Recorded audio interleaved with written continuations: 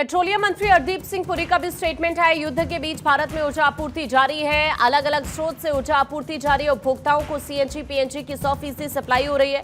उद्योगों को 70 से 80% गैस सप्लाई मिल रही है। घरेलू उपभोक्ताओं के लिए ऊर्जा की कमी नहीं है।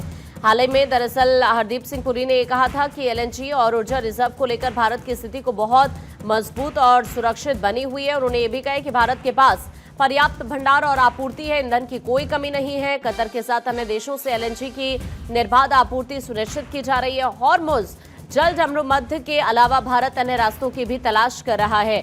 भारत ने एहतियात के तौर पर कई कदम उठाए हैं ताकि ज्यादा दिनों तक युद्ध चलने के बाद भी भारत को एनर्जी की समस्या का सामना न करना पड़े।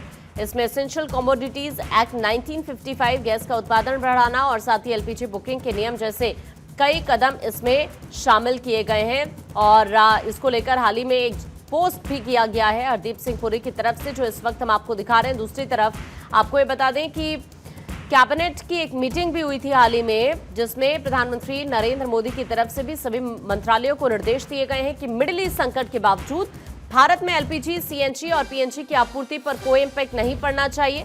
सभी जो अहम मंत्रालय हैं किसी को किसी भी संभावित चुनौती के लिए पूरी तरह सुनिश्चित करने का निर्देश पीएम मोदी की तरफ से दिया गया है। उन्होंने ये भी कहा है कि फिलहाल ईंधन और गैस को लेकर भारत में कोई कमी नहीं है। देश में एलपीजी की पर्याप्त मात्रा है। घबराने की जरूरत बिल्कुल भी नहीं है।